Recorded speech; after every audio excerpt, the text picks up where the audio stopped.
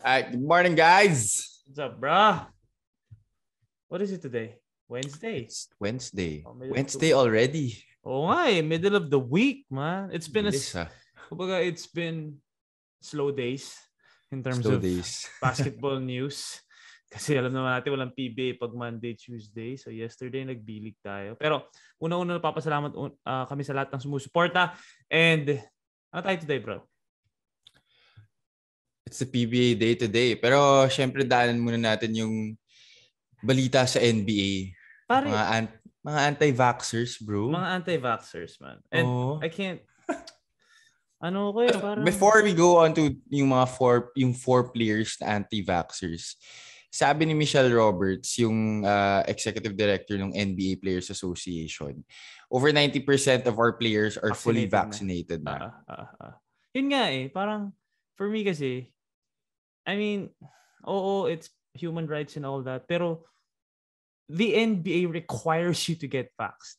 Yun nga You can't play home games if you're not vaxxed. Tapos yung sinasabi nila na half your home games, like kunyari si Kyrie, half their home games or Bradley Beal, actually silang apat, they can't play. Diba? So, paano?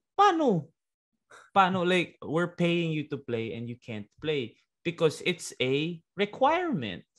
So parang, and ako, gets ko pa if majority takot magpa-vax. Pero kung 90% already are vaxxed, kumbaga, di ba? What you waiting for? Kasi ako pro-vaccine tayo. Obviously, ako rin, pare. Diba?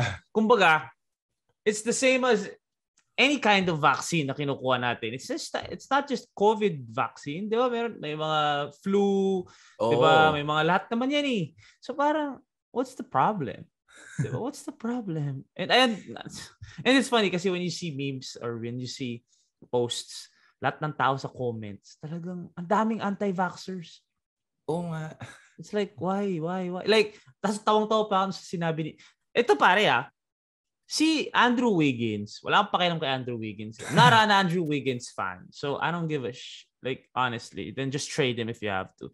Kyrie, medyo nasasanay na ako na medyo madaming ganap si Kyrie Ang daming The world is flat. Ang daming iniisip ni Kyrie, 'di ba? Last year, 'di ba? Ang dami nangyayari. So medyo kay Kyrie, hindi ako gulat.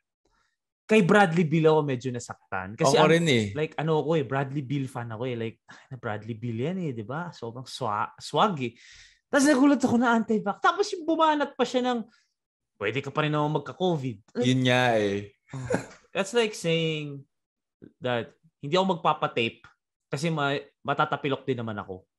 No, it doesn't work that way, man. Like, I know that there's still a chance na magkaka-COVID ka, but it still cuts the chances. Or if you do get COVID, di ba? Baka mas hindi malala. Hindi na severe. Hindi na as severe as it would kung di ka vaccinated. I don't understand kasi there's nothing to lose.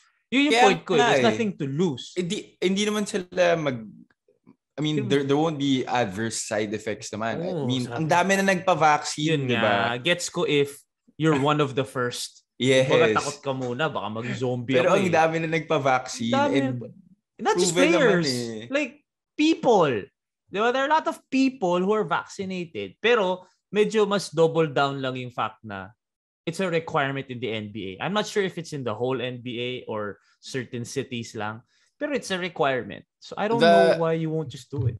Basta sa NBA, the support staff, all of them are really required to get vaccinated. Man. But the players aren't. Which is weird because sila mismo yung... Pero hindi ka pwede maglaro. Some cities. Yun na nga May some cities. I'm all for the whole rights of the players and kumbaga, at the end of the day, the players make the league. I'm all for that naman talaga. Even in the PBA, even in any That's other true pro naman league. Talaga. Pero, which is why talaga they have to get vaccinated. Exactly. Pero at the end of the day, empleyado ka. Like, kahit anong sabihin natin that you make the money, di ba, LeBron James makes the money for the Lakers, blah, blah, blah, blah. Empleyado ka pa din. Binabayaran ka pa din na napakalaki. So, at the end of the day, if it's a requirement for your job, you do it. In any other company, pag sinabing kailangan nyo magpa-swab test, papa-swab test ka, kailangan nyo magpa-vaccine.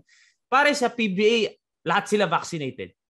Parang wala pa namang balita lumalabas na this player can't play because he didn't want to get vaccinated and join the bubble. Wala matigas sa ulo sa PBA. Parang wala naman. Kasi nga, at the end of the day, empleyado ka pa din. So, lang din, siguro, I don't know what's up with the four of them. Maybe they'll come around soon. Pero sana they do because they're big names and big pieces of their teams. So if they can't play, what's gonna happen? But if I were the teams, I'd just trade them. Honestly. And it's also, they're also role models in their own community. So, syempre, pag sinabi nila na syempre, some people who follow them will think na, okay lang pala hindi magpa-vaccine. Exactly. So, syempre, diba, these kinds of steps are all hindering them them from achieving herd immunity. Exactly. Herd immunity ang habol. So, tama ka doon. They're public figures. So, hopefully, I don't want to, kumbaga, siguro it's a difference of opinion that they don't want to get vaccinated. We wanted to get vaccinated. But at the end of the day, it's a requirement. Kung hindi naman sila NBA player, I don't think there would be that much pressure magpa-vaccine ka. Kasi madami namang ayaw magpa-vaccine talaga eh. Yes. And still, I don't know why, but that's my opinion. So sila, sige, you can have your own opinion, pero NBA player ka at the end of the day. Paano? Trabaho mo yan eh. Diba? Paano yung teams mo? Diba? So, yun. Pero, aside from that, moving on from the anti-vaxxers, do you get the same type of tingling feeling? Yung parang kinikilig ka pag NBA Media Day? Oo naman, bro. Kasi, diba? Parang pag nakikita mo yung videos, parang, or yung pictures na parang, suot na nila Russell Westbrook tsaka ni Melo yung Laker uniform, official na, gano'n. Iba eh. Especially kasi during the off-season, ang daming ganap parati sa NBA. So when you see the players in their new jerseys or like yung mga lumipat, parang yun eh. No? Parang ito na talaga. Totoo na. Parang iba pa to dun sa unang photoshoot nila. Yung kaka-trade lang nila. May photoshoot sila, di ba? With their new jerseys. Iba yung parang media day. Ito kasi yung buong team nandito na eh. Tapos may interviews na. And I'm a sucker for those sound bites, behind the scenes clips, 'di ba? Yung parang you actually see them like they're people. Naggagaguhan sila, nagtatawanan sila because before when we didn't have social media, wala. Like ang nakikita mo lang yung finished product, yung pictures. Pero ngayon kasi 'di ba, like nakikita mo nagtutulakan sila. Kanina nakita ko si Rondo kumuha ng step para mas matangkad siya kay Russell Westbrook. Yung mga ganun eh. So parang I don't know, I'm a sucker for NBA Media Day. Anything NBA na behind the scenes. Sobrang nakakatuwa pare. Tama ka dun, Mike. They're still humans at the end of the day. People really kind of try to put them on a pedestal too much na tao rin naman yan. Nagagaguhan din yung mga yan. Umutot din yung mga yan sa locker room pare sa dugout, di ba? Tapos nagsisisihan din yan sino yung umutot. Pero lastly about the NBA, it's fantasy season. Yes. Like, how many drafts do you have, bro? Are you a big fantasy guy? Sakto lang. Honestly. Sakto lang. Sasali ka? Sasali ako. I have two lined up. Ako, pare. Totoo lang. I tried to be like, parang masaya di ba? Bubuo ka ng team. Masaya siya. Kaya lang, I just realized, or after like years of doing it, it just... Nagtatapon ka lang ng pera. I accepted it already. Like, after ko mag-draft, na sobrang cool. Tapos siguro after maybe the first month, not even, mga opening week. Kasi siyempre masaya pa, di ba? Wala na, hindi ko na inaayos yung lineup ko. So parang tatapon ako ng pera every year eh. Kahit 1,000 lang eh. Kasi usually, di ba, ilan lang ang sumasali? 10. Mga ganyan. So 10, 10,000 pot money, tigo 1,000.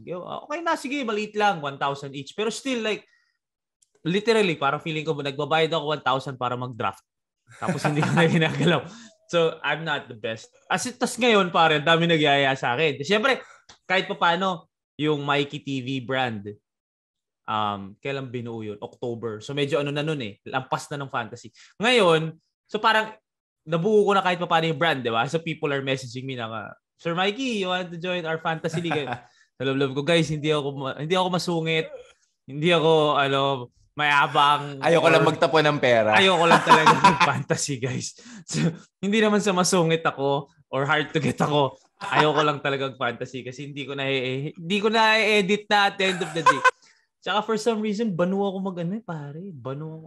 Like, meron akong emotional picks eh. So parang minsan, Hindi ka naging objective pag-draft? Hindi ako naging objective pag-draft. Parang, oy, Kelly Oubre, buta pogi to. Kumukuha ako ng team swag eh, Jordan Clarkson. Kelly, Jordan. So kung papugian at papaswagan, kaya ko panalo ka? Alam ko yun. Si Kyle Kuzma, kukunin ko eh. Pero kung objective ka, hindi mo kukunin. Diba? So, Kyle Kuzma, puta wala. Hindi ako pang fantasy. Buti ka pa kahit pa paano. Natatapos mo? Natatapos ko pa rin. Fairness. Although never pa naman ako nananalo, pero lumalaban naman. At least yung 1,000 mo. Worth the year. Yes. Or yung pot money ninyo or yung buy-in ninyo. Sa akin, isang linggo draft tsaka isang linggo ng season. Diba? So, that's that. So, muna ako. Retired na ako sa fantasy. PBA pare. Balik tayo PBA. Tapos sa NBA news. So, just so everyone knows, may NBA din dito. Anything basketball to. Yes. I think natalo ulit yung women's natin. Yes, we lost to Australia yesterday. Ilan, brother? I'm not sure kung ilan pare. Pero we kind of, I don't want this to sound wrong, but we kind of already knew na medyo dehado na naman tayo when go up against Australia. But at the end of the day, man, they're there, they're competing. This is part of the process. Getting blown out by like big teams is always part of the process if you want to climb that ladder in terms of like your ranking. You got to start somewhere. You got to start somewhere, man. You got to start with getting blown out. It's not something that you come in tapos para ka ng Team USA kagad. No. You come in, we're a third world country at the end of the day. Diba? Our budget is not that big for sports the same way that they do. Or maybe yung budget lang natin nawawala. Pero, like moving forward, you gotta start there. You're a third world country.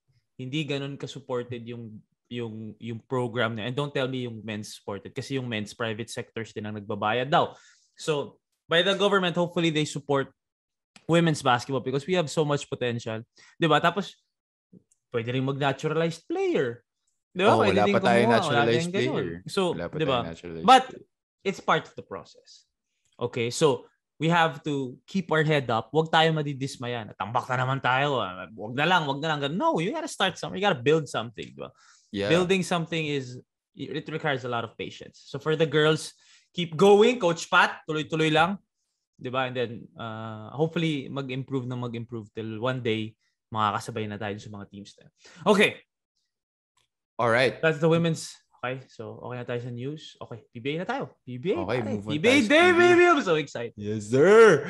Alright. So, the quarterfinals will resume today. Pero before pala dyan, there was a trade that happened yesterday. There was a trade, bro. Blackwater bossing trades Simon Enciso for the Terra Firma Deeps, Rashawn McCarthy. Yeah. When I saw the trade, okay, I was on the road Tapos may nag-text sa akin ng trade. I was on the road ba? Oo. Magkasama tayo. Magkasama ba tayo noon? I was on the road. Tama. And then, sabi ko, match. PBA trade na match. PBA trade na match, pare. Tapos, Terra Firma Blackwater. Hindi same hindi same stable. So medyo na-excite ako doon sa trade. I'm not even gonna lie, na-excite ako. Every time an MVP team trades with an SMC team, natutuwa ako. So it's the same way as kunyari Blackwater, Terra Firma, Alaska, Phoenix, Rain or Shine. Yung mga non-MVP, non-SMC, na-excite ako na parang I don't know. It just feels like a legitimate trade, diba? Yeah, kasi usually it's a 3-team trade kasi mga sister teams will figure in the trade pero kailangan may conduit sa gitna kasi yung Blackwater. Diba? Blackwater yung gitna. Okay. So, for the first time in a at least from what I can remember, this is a fair trade. Okay? It is. It's a win-win actually. It's something that it's basic. Pare, when you think about it, it's the same player. Yeah. Like actually. Simon and Rashawn are basically the same. But this is the thing. I feel like it's a win-win trade because for Blackwater, I read about it and I know na sinabi nga ni Coach Ariel Vanguardia, the new coach of Blackwater, sabi nila, Simon they felt was their biggest asset, which I feel is true. Simon Enciso is their leading scorer, leading assist man din nila. Yes. Si Simon. And of course, Simon just came out of just just reached the finals a year ago with Talk and Text. So I feel like totoo, tama siya. Aside from, of course, there are other players, Simon is their top guy when it comes to trade value. Okay. Coach Ariel Vanguardia coached Rashawn McCarthy in the ABL years ago. And sinasabi niya na pinuntahan pa daw niya New York si Rashawn McCarthy para talagang i-recruit sa Malaysia, Westport. Sa Westport. So, in terms of Blackwater, when you lose someone like Simon Enciso in a guard-oriented team and sobrang dami nilang guards, it doesn't hurt that much. Kasi may Baser ka pa, may Tolomia ka pa. And also, I feel like Rashawn is a combo guard. Di ba? 1.5, ika nga ng Ateneo. Yes. Diba? Hindi naman talaga pure point guard si Rashawn. Di ba? So, more minutes for, let's say, Baser, di ba? And those point guards. So, and also the familiarity of Coach Ariel and Rashawn, you have to put into account. So, I think panalo yung Blackwater doon. Di ba? They lose someone like Simon, but you're gonna get someone in return. Like, Rashawn McCarthy is a stud. Di ba? On the other side of the table, with Terra Firma, they lose a combo guard, which hindi ka rin masyado maapektuhan because Joshua Monzon's gonna come back by next season. Diba? And then you still have MGR, you have those guys. Diba? But you get a pure point guard. And when you get a pure point guard, ngayon, the only pure point guards there are Wami, JP Calvo, Batilier is not a point. Sino pa ba yung pamalit nila? Si Rashawn. So Simon. So now you have a two-headed monster in terms of your point guard spot with Simon and Wami. Tapos, may Calvo ka pa off the bench kung kailangan mo, di ba? So, tama. I think it's a win-win. It's a win-win, especially with Joshua coming back. Rashawn would have lost minutes or Rashawn would have been forced to play point guard.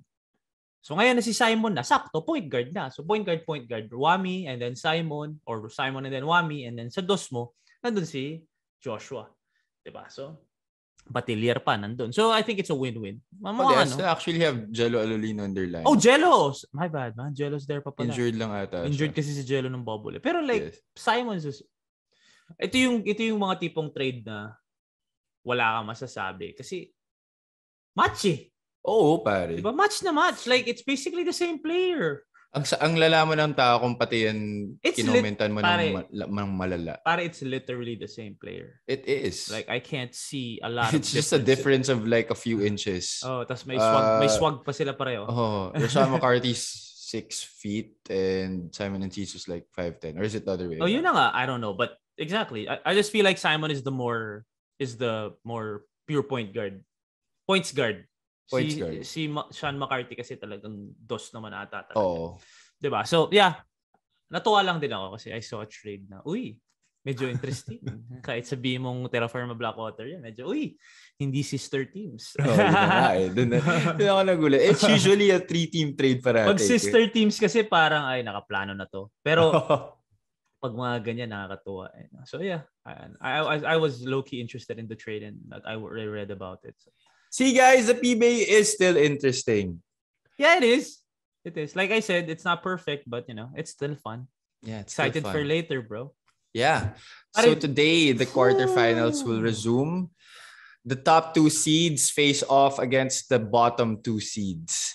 The win-once teams face off against the teams na kailangan manalo twice to make it to the semis. So it's Meralco and Lex and then the next game is Talk and Text Ginebra. Rematch of last conference's finals. You know how pag first place team nasa playoffs, kunyari sa NBA, parang alam mo na kayang-kaya ng first place team yung 8th place team, di ba? Minsan lang naman magkaroon ng We Believe Warriors na tatalunin yung first place eh. Like that happens once in a decade. Sobrang dalas ako. Di ba? Pero pag inisip mo, sa NBA nga, usually ganun eh. Pag first place, kaya first place yung Lakers, parang alam mo na yan, di ba? Alam mo na mag-a-advance yung mga yan. Today, hindi eh. Like, Talk and Text, don't get me wrong, Talk and Text and Meralco both deserve their twice to beat advantage. Okay, they deserve that. Yeah, there's a reason why they're there. Yeah, but bro, I don't think like the preparation that Talk and Text had is the same as the preparation that Ginebra had. Like there is no, I don't think there's any sign of okay, kayang-kaya natin to. Wala. Ay, hindi. Pare. I doubt. Like, I super doubt given that. na twice to beat ka, kumbaga, pwede ka magkaroon ng konting relax kayo. Twice to beat naman but I don't think Coach Chot will allow his wards Ginebra to do that. Against a Ginebra team, which is a Coach Tim Cone team. Pero, dun nga wala kasi si Jape at si Scotty. But still, pare, kasi yun nga, Ginebra partida team. Partida wala yung dalawa, pero hindi ka pa rin sigurado. Kasi, bro, like, tapos, moniker nila never say die. Like, how that's exactly how they play, never say die. So, we don't give a shit if may twice to win disadvantage kami. Basta swerte pa nga ang Talk and Text na bubble ngayon. Walang fans. Kung may fans yan. Kasi kung may fans kayo, tama ka dun, bro. Yeah. Kasi it will feel like they're the twice to beat team. So, you know how it is when it's a Ginebra game, it feels like it's always a Ginebra home game. So ito, we agreed the other day that Ginebra got affected by the bubble the most. Number one, with the schedule. Kasi sila nga yung older team eh. Yeah. So yung schedule nila, tuloy-tuloy, napapagod sila. Plus, na-negate yung nila. Yung home court advantage nila wherever it is, di ba? Wherever MOA, Araneta, home court advantage sila kahit saan eh, di ba? So, na-negate din yun. So I think Ginebra, which makes it more impressive that they won the chip last bubble. Diba? Good thing that you brought up the crowd. Kasi that slipped my mind. Pero yun na nga, if the crowd was there, the more it would feel like the pressure is actually on Talk and Text. That would actually give the same type of scenario that Dallas had with the Golden State. That's true. With the We Believe team. Yeah. Pero pare, I have to squeeze this in. Do you think, I'm gonna say something here. Let's see if y'all agree with me. I know that the pressure is on Ginebra because they need to win. Like, wala na tayong bukas. We need to win. Okay. But if you think about it, do you think that the pressure is actually on Talk and Text? Kasi you wouldn't want to go do or die against Ginebra. Honestly. In this game? Like, no, you don't want to lose this game. Like, the pressure today is somewhat with Talk and Text. Kasi if you lose today and you're forced to play a rubber match against Coach Tim Cone, nothing not taking anything away from Coach Chota, pero Coach Tim, L.A. Tenorio, Stanley Pringle, Christian Stan Hardinger, like, you wouldn't want to be part of a rubber match against that team. So, do you think that somewhat yung pressure nasa Talk and Text today? Bro, I'm so with you on that because, unang-una, they're facing a very experienced Ginebra team. These guys are the defending champs kung nakakalimutan nyo na. These guys are the defending champs. Never underestimate the heart of a champion. And this Talk and Text team is relatively younger and really, hindi pa masyadong nagsasama ng matagal compared to the Ginebra team. That is why they have to take care of business right now, this afternoon. Kasi, yun nga, they don't want to be facing Ginebra in a rubber match. This Ginebra team. No. And I don't want to give Ginebra excuses because I'm sure this is far from their minds kasi they want to win. Pero from the outside lang, if you look at it, the matchup, wala si Scotty, wala si Jape. Twice to win disadvantage. Wala yung crowd mo na talagang tumutulong sa lakas ninyo eh, 'di ba? Pag sumigaw na ng Ginebra, like lumalakas sila eh, let's face it, 'di ba? So, lahat 'yon, tapos mas matandang team ka, dumaan ka sa schedule nag 40 plus minutes lahat ng starters mo. If you think about it, nothing to lose ang Ginebra, bro. Kasi pag natalo sila today, like I'm saying, I'm not giving them excuses. They're not thinking about this. This is just me. Hindi ganun ka, wala lugi talaga eh. Kumbaga, everything was against them. Ang dami nilang disadvantage na nangyari. And this isn't Talk and Text's fault. Like, it's just a situation. Injuries, bubble, diba? Walang crowd. So, kahit pa paano, merong nothing to lose. Baka nga may nothing to lose mentality sila. Well, of course, I don't want to say that because they want to win. And I don't think Coach Tim is going to give them a chance to even think that there's nothing to lose because we need to win. We're the defending champs. Pero 'Di ba? Yun yung iniisip ko na parang yung pressure nasa token text. Kasi parang 1 versus 8. Pag 1 versus 8, 'di ba laging yung pressure nasa 1? Kasi 8 ka nga eh. Twice to beat ka ba? 'Di ba? Tapos Hinebra. I just don't want to see Hinebra in a rubber match if I were talking. If I were talking text, I need to close it out today. If I don't close it out today, no question. Hindi ko na alam kung anong pwede. Kung mag-Superman bigla si Stanley Pringle. Yun nga pare. But that Stanley Pringle Mikey Williams match gonna be Bro, nice. That is something that I am really looking forward to. I just hope they guard each other. It's like playing against each. It's like looking in a mirror. That's true, man. You know what? I would have loved. I always say this when Mikey entered the scene. It was the same vibe as when Stanley entered the scene. Old rookie, hindi naman talaga rookie yan eh. Like, gumagawa agad nung nasa Global Port si Stanley, di ba? So, it was the same vibe and the same game. I would have loved to have seen prime Stanley versus Mikey now. Kasi syempre may age advantage eh. Ilang taon na si Stanley? 34, 35? Di ba? Bro, so he plays like he's 25. He does. But Mikey's 29, 30. Like, there's a 5-6 year advantage there if ever 35-29, di ba? Pero yeah, I'm not gonna count Stanley out, man. I'm not gonna. Experience-wise, lamang siya kay Mikey, It's like the guy hasn't lost a step. Yeah, bilis niya pa rin, pare. Pare, Stanley, Mikey, tapos L8 Jason. Di ba? Christian Poy, o kaya Christian Troy. And then, sinong tres? Jeff Chan? Wala si Scotty, di ba? Wala si Scotty. I think ang magiging problema nila, walang panapat. I mean, Jeff Chan is on, kumbaga, nasa twilight issue. Twilight Jeff Chan, na ng career. Diba? That's right. But, who's gonna guard RR? Pugoy. I think they're gonna put MJ Ayala on him. MJ Ayala, yan. This guy has been playing well the past few games. Bro, magaling yung batang yun. Pare, he had highlight plays, Bilib na bilib ako. Nakita mo yung sidestep niya? Yun yung mga one-hander. Yung mga MJ Ayala, yung mga talagang mga wild card yan, bro. Pero bro, magaling yan. Lyceum pa lang eh. Yung parang si CJ yung star, di ba? Pero yung MJ Ayala, tayo relax lang ngayon dyan. Gagawa yan. So yeah, isa yun sa mga masaya panoorin. But good call, I think. Yung body language niya, pare. Nung pinasok siya ni Coach Tim Cone. Bro. Yun, pare. Like, kahit parang hindi mo maisip na bangko eh. Wala, bro. Kumpiyansa, pare. Meron. Magaling yung batang yun. I mean, I don't think he's gonna be a franchise player ever in the PBA, but he's gonna be there for a long time. Parang Aljun Mariano. I don't doubt it. Lalo na hindi papakulan ni Coach Tim yan. Hanggat nandyan si Coach Tim, di papakulan. Like, if they're gonna revamp or they're gonna add pieces and, get rid of other pieces, I don't think MJ is gonna be part of that. Kasi future eh. Future. Di ba? Future yun eh, mga ganun. Pero yeah, yun. Feeling ko, Talk and Text needs to fix to finish it today.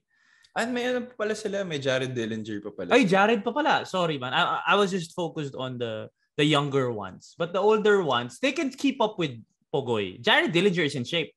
He is. So he's gonna in shape. It's just fun to see kung sino babantay kay Pogoy. Kasi medyo yung iba, alam mong may matchups eh. Oo nga. Diba? Prince Caperal versus Poy, Kelly, diba? Yung Pogoy, since wala si Scotty, yun nga, baka Jared, MJ, Jeff, babantay, diba? Tapos dos nila si Stanley. Tama. Okay. So, ikaw, tingin mo, today, never talking text. Ako talaga. Ito totoo lang. Like, this is tough. This is a tough call. For sure. Ako talking text ako. Yeah. Ako din eh. Ano na rin ako eh. Parang tatapusin na ng talk. Well-rested eh. Well-rested. Like I said, man, Coach Tim Cone is Coach Tim Cone is right away an advantage for you if you have Coach Tim Cone on your side. But that's Coach Chot Reyes. Eh. Like I said, if it was a younger coach, if it was Mark Dickel, straight up, if it was Mark Dickel, I would be like, Coach Tim is gonna eat him alive. I'm a big Chot Reyes fan rin kasi. Man, ako din. Chot Reyes ako eh. I love the dribble drive. I don't care what people say, like, bara-bara. Bruh. Yo, I would, like, let's have an that episode. That guy is a genius. Let's have an episode where let's just talk about, probably pag medyo nag-advance yung talking, we can talk about talking text, like, purely talking text, because I'm a big talk and text fan even from before. Same, Coach bro. Chot Growing Reyes, up, talk and text ako talaga. talk and text ako. Talk and text talaga ako. So, Bong Rabs pa. Bong Rams pa ba? Talk and text ka na.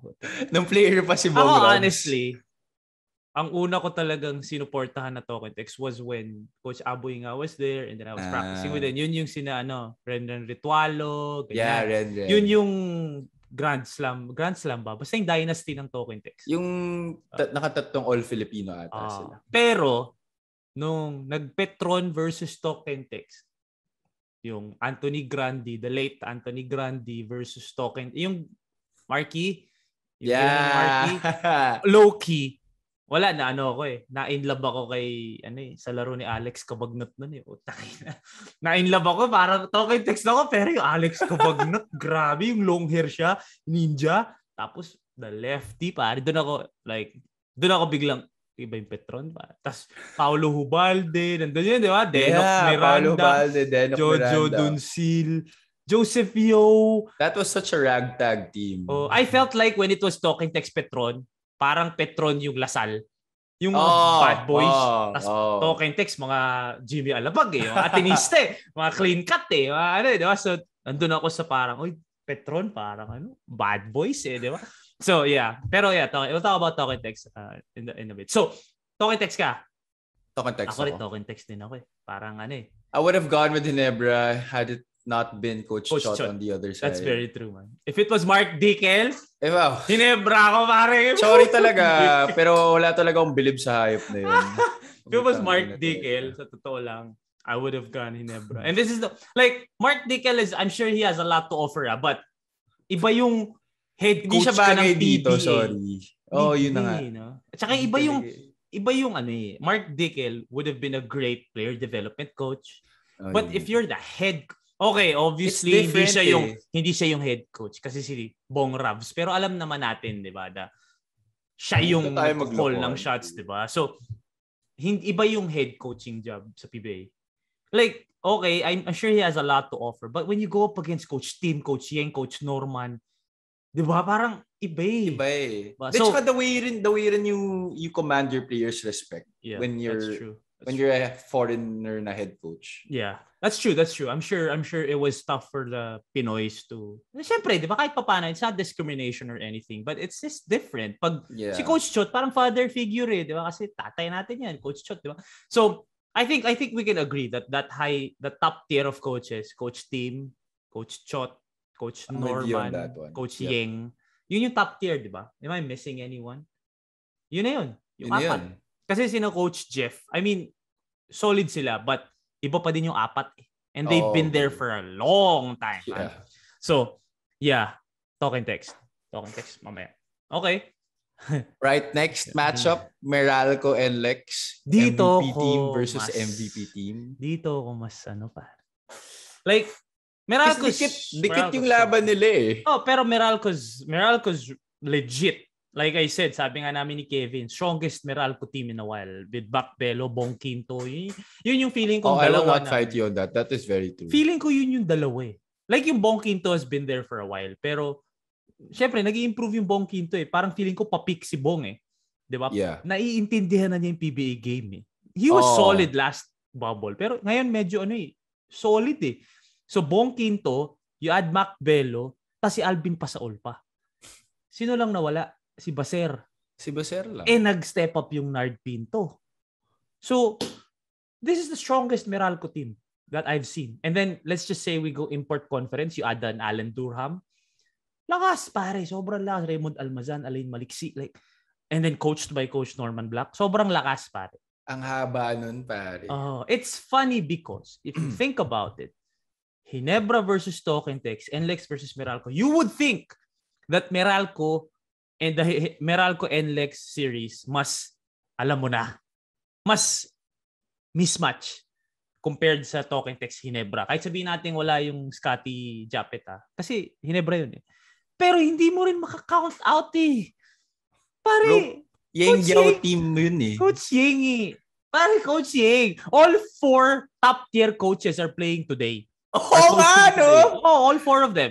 Pare, Coach Yeng Yao, bro. Hindi Tapos, Kevin Alas, veterano. Jericho Cruz, magpapatalo ba yun? Calvin Oftana, I'm sure yung kumpiyansa ni Calvin, lampas langit. Di ba? 8 3-pointers ka ba naman last game eh? Di ba? So, hindi mo rin ma-count out eh. Honestly, parang hindi ko alam kung sino mananalo mga Meralco. That's why it's a super exciting day for PBA Sobra, games. pare. Because, even if naisip mo na okay, I'm going with this team. Tino. It's still exciting to watch because alam mo may chance na masilat eh. Masilat. Totoo. Yung favorite. Oo. So, kung text tayo ng huli, o ngayon, NLEX ka ba or Meralco? Parang, part of me, feeling ko makakaisa ito, yung NLEX eh. Like, makakaisa eh. Pero, sobrang well-oiled machine kasi yung Meralco eh. That's true. Diba? But, can't count them out. Sige, just so we're on opposite sides of the fence. Meralco ka. NLEX ka? Sige, Meralco. Feeling ko, with talk and text kasi, kung nandun yung Japet, at nandun yung Scotty, I'm not saying sure mananalo na yung Hinebra, but that's it's a different story if they're there. And the same with NLEX, kung nandun yung Kiefer, it would have been a different story. So, emotional pick ko kasi NLEX, bro. NLEX ako eh. Pero mahilig ka pa naman sa emotional picks. Emotional pick ko yung pare, Boss Ronald, Borgie, Kiefer, Kevin, Jericho, mga talaga, Raul, di ba mga Calvin, ano ko yan eh. Low-key favorite team ko yung NLEX eh. Kung talagang, emotionally lang Like, I'm invested in NLEX kasi I really like, di ba, Kiefer, Coach Yeng, ganyan. But objectively, Meralco's just too. Para sila mga robot ngayon, pare. That's true. Para sila mga robot eh. So. And we pointed out in one of our last episodes na they didn't have a player that entered the top 10 sa BPC race. And yet they are number 2. So Coach of the Year. I feel like Coach Norma is Coach of the Year, man. Pero, yeah. So, NLEX ka. NLEX for the sake of, objectively, bro. Wag for the sake of, we're opposite sides. Meralco. Objectively, Meralco, no? Meralco. Masyadong malakas yung Meralco. Meralco. Tapos yung Raymond Almazan pa ngayon, grabe. I have a lot of hot takes, but I'm not stupid also. Totoo, parang... No. I mean, we're ready to be proven wrong. We're ready. Definitely. But if you were gonna bet, okay, I don't want to use that term, but if you were gonna choose and you were gonna say, dito ako, Meralco. The safer pick. Meralco, I won't be surprised if NLEX suddenly gets the dub and then we're gonna sit here tomorrow and say, ang galing ng NLEX. I won't be surprised. Because as fans, we would want that. We would want. Like, emotionally, I would want Hinebra and NLEX to win today. Emotionally, I want that excitement. But as analysts, and, you have to be objective sometimes and you have to look at it in a basketball point of view, Meralco, Tokoy Tex will finish it today. Yeah. And they'll advance to the second round tomorrow. After tonight. But, yun. Galing. Ano tayo? Sige. Yeah, it's gonna be an exciting week ahead of us. Tomorrow naman, magre-resume yung kabilang matchup. Pure Foods, Rain or Shine, and what's this? San Miguel, Northport. At saka pare, pinadala na ako ni Kuya Bo ng mga thinking emojis. Nako! Tsaka nag-reply pa siya parang, okay yan bro, gusto ko yan, challenge yan. Diba? Kaya sabi ko, Kuya Bo, pag nanalo kayo, sobrang appreciate namin yung mga PBA. Kaya lang, ang bigat kasi ng kalaban ni Kuya Bo. Magnolia, kuya. Ang bigat eh. Kung ibang team yun, parang I'll put my money on Kuya Bo. I'll put my money on Kuya Bo. Playoffs? Yeah, but it's so hard to have to pick na you have Bo Belga on one side, but you have Calvin Abueva on the other. You know what's the thing, guys? Okay, with picking teams, ito yun eh. I know that we all pick our winners amongst ourselves. Kumbaga, kanyari, kwentuhan tayo ng kaibigan ko, text tayo, uy, laro mamaya, token text tsaka Hinebra, pili ka, sino tingin mo, ganyan. Ako feeling ko to. I know that this happens on a regular, on a daily, kung ano man liga. But you don't say it out in public for your friends or your team or your friends na players for them to see. Like, nasa sayo lang. Feeling ko mananalo yung Magnolia, tatalunin yung rain or shine. That happens. Like, people do say that. But have you ever said it that Bo Belga would hear you? No. Diba? Yung sa amin, naririnig na mga players eh. Kaya parang, sa loob-loob ko Magnolia, pero pag sinabi ko to maririnig ni Kuya Bo, ni Kuya Gabe, patay, Kuya James, diba? Parang patay tayo dyan. Kaya nga, this conversation happens with all, especially with basketball fans around the globe. But we are in a position that we pick and then maririnig nung kaibigan namin na player nung natalo dun sa pick namin. So, medyo mahirap yung trabaho namin. I mean, it's the same as everyone else's. You do this on a reg, but Kuya Bo Belga doesn't hear you when you say matatalo yung rain or shine. Sa akin, narinig eh. So, excited ako eh. Excited din ako sa matchup nila Bo. I know that Kuya Bo will deliver and try to get a dub against Magnolia. It's gonna be an exciting day. Really, I look forward to the games. Yes, sir, man. I'm excited. This afternoon and tomorrow. Yes, sir. But this afternoon, man. Talk and text and Meralco. That's our pick. Okay? Do tell us why not, guys. What time? 4? Parang 4? 3. Yeah, I think 4:30 yata. 4:30. The last time kasi 4:30 yung double. Yeah, tapos 6 o'clock. Ay, tama ba? 4:30 and 7. Something like that. Oh, mga ganun. Oh yeah, exciting. Exciting day, man. I'll catch it later. Okay? Tomorrow, ano tayo? Tomorrow, either magsusorry tayo sa NLEX at sa Hinebra or dalawa yung gagawin natin bukas. Yan. Either nakayuko tayo na. Sorry coaching. Sorry coach team. Either ganon or sabi ko sa inyo. Either mayabang tayo or nakayuko. Ganyan lang ang mangyayari bukas. So guys, dalawa yung gagawin namin bukas. Either magsusorry kami or mayabang kami. Tapos ipi-preview namin yung games susunod. Bukas. At Kuya Bo tayo bukas. Buisit eh. Naisan ako ni Kuya Bo. But yeah. Alright. So hopefully everyone catches the games later on. It'll be exciting. Take your pick. Comment, message, whatever you want. Diba? Thank you again for all the support. Please follow all our socials, Spotify, Facebook, YouTube, ano pa ba? Spotify, Facebook, YouTube, Instagram. Okay. Instagram. Konti na lang, nasa Netflix na kami. Joke lang. Joke lang. Alright, so we'll see you all later. The name is Mikee Reyes. This has been Abby Palanya. Take care of yourselves. Take care of each other. Peace and love. Catch all the games later or both games later. And then tomorrow we'll see you back here. Thank you very much, Tripod Network. Peace out, people.